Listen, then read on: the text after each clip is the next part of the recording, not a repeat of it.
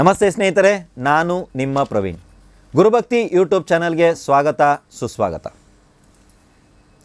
Hospitality ಆಗಿದ್ದಾರೆ, ಅಪಮೃತ್ಯು ಇದೆ ಅಂತಲೂ ಡಾಕ್ಟ್ರುಗಳು, ಹೊರಗಡೆ ವ್ಯಕ್ತಿಗಳು, ನಮ್ಮಂಥ ವಿದ್ವಾಂಸರು ಹೇಳ್ತಾ ಇದ್ದಾರೆ.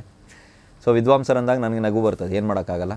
ಸೊ ಇಲ್ಲಿ ಡಾಕ್ಟ್ರುಗಳು ಬಂದ್ಬಿಟ್ಟು ಉಳ್ಸೋಕ್ಕಾಗಲ್ಲ ಪೇಷಂಟ್ನ, ಅಥವಾ ದೇವ್ರನ್ನ ಬೇಡ್ಕೊಳ್ಳಿ ಅನ್ಬೋದು, ಅಥವಾ ತುಂಬ ಕ್ರಿಟಿಕಲ್ ಆಗಿದೆ ಅನ್ಬೋದು.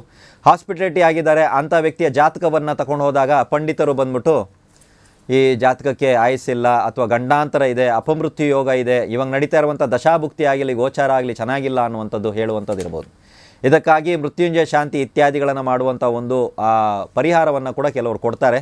ಹಾಸ್ಪಿಟಲಿಟಿ ಆಗಿರುವಂಥ ವ್ಯಕ್ತಿಗೆ ಯಾರೇ ಇರಲಿ, ದಯವಿಟ್ಟು ಮೃತ್ಯುಂಜಯ ಶಾಂತಿಯನ್ನು ಮಾಡಿಸ್ಬೇಡಿ. ಇದೊಂದು ನನ್ನ ಕಡೆಯಿಂದ ರಿಕ್ವೆಸ್ಟ್. ಇದು ಯಾಕೆ ಏನು ಎತ್ತ ಕೇಳಬೇಡಿ, ಇದನ್ನು ನಾನು ಕ್ಲಾಸಲ್ಲಿ ಆಲ್ರೆಡಿ ಹೇಳಿದ್ದೀನಿ.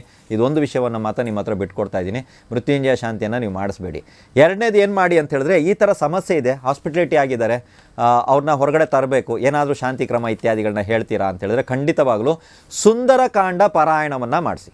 ನೀವು ಮಾಡಿ ಅಥವಾ ಮಾಡಿಸಿ, ಇದರಲ್ಲಿ ಏನೂ ಇಲ್ಲ. ನೀವೇ ಮಾಡಬೇಕು, ರೋಗಿ ಎದ್ದು ಕೂತ್ಕೊಂಡು ಮಾಡಬೇಕು, ಆ ಥರ ಎಲ್ಲೂ ಹೇಳ್ತಾ ಇಲ್ಲ. ರೋಗಿಯ ಕಡೆಯ ಮನೆಯವರು ಯಾರೇ ಇರಲಿ, ಸುಂದರಕಾಂಡ ಪಾರಾಯಣವನ್ನು ಪ್ರಾರಂಭ ಮಾಡಿ ನಿಮ್ಮ ಮನೆಗಳಲ್ಲಿ ಮಾಡಿ, ಅಥವಾ ಮಾಡಿಸಿ. ಪುರೋಹಿತ ವೃಂದದವರು ಇದ್ದಾರೆ, ಸರಿಯಾಗಿ ತಿಳುವಳಿಕೆ ಇರುವಂಥ ಬಹಳಷ್ಟು ವಿದ್ಯಾವಂತರು ನಮ್ಮ ಕರ್ನಾಟಕದಲ್ಲಿದ್ದಾರೆ. ಓಕೆ, ಹೆಮ್ಮೆಯಿಂದ ಹೇಳ್ಬೋದು, ಕರ್ನಾಟಕ ಅಂತ ಹೇಳ್ತೀನಿ ನಾನು, ಕರ್ನಾಟಕದಲ್ಲಿದ್ದಾರೆ. ಸೊ ಅವ್ರನ್ನ ಕರೆಸಿ ಖಂಡಿತವಾಗಲೂ ಆ ಸುಂದರಕಾಂಡ ಪಾರಾಯಣವನ್ನು ಮಾಡಿಸಿದಾಗ ಯಾವುದೇ ರೀತಿಯ ಅಪಮೃತ್ಯು ಯೋಗ ಇದ್ದರೂ ಕೂಡ ಅದು ಅಷ್ಟಾಗಿ ದುಷ್ಪರಿಣಾಮ ಬೀರಲ್ಲ. ಬೇಗನೆ ನಿಮ್ಮ ಮನೆಯಲ್ಲಿರುವಂಥ ವ್ಯಕ್ತಿಯು ಗುಣಮುಖರಾಗಿ ಮನೆಗೆ ಹಿಂತಿರುಗುತ್ತಾರೆ.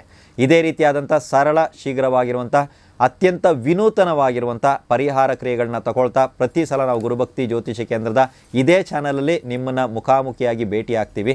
ಎಲ್ರಿಗೂ ಒಳ್ಳೆಯದಾಗಲಿ.